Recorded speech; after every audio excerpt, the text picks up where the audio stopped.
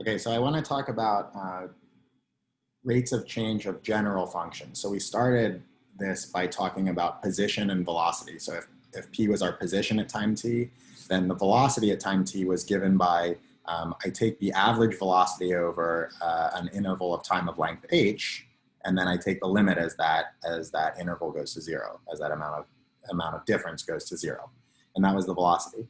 And I want to think about what we're doing in this particular example. What is velocity as it relates to position? So as it relates to the actual function, velocity is how fast my position is changing, right? That's what it's measuring. It's measuring, how fast I'm moving, which is how fast my position is changing, right? So this limit, this instantaneous velocity, it's telling me the rate of change of my position function. So if I had the position function, it's telling me how fast is that function changing.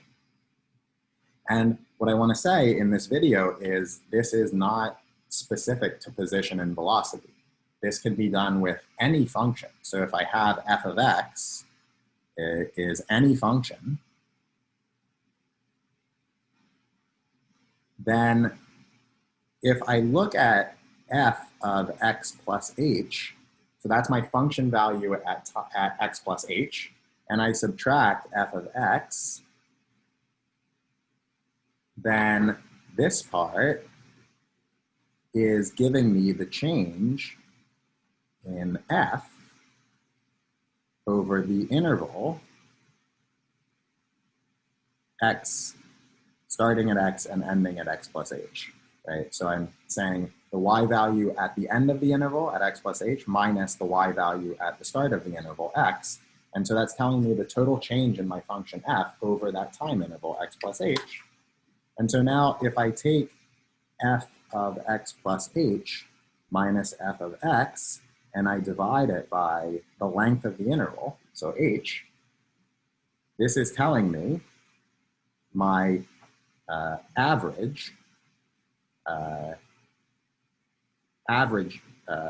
rate of change of f over the interval x to x plus h. So the average rate of change of the function. So that's the corresponding thing is that this was the average velocity. So the average rate of change of the position function over an interval. And then to find the instantaneous velocity, we took the limit. So we can do the same thing with an arbitrary function. So if I take the limit as h goes to 0 of f of x plus h minus f of x, and I divide it by the length of this interval h, and now I take the limit as h goes to 0, this is telling me the instantaneous rate of change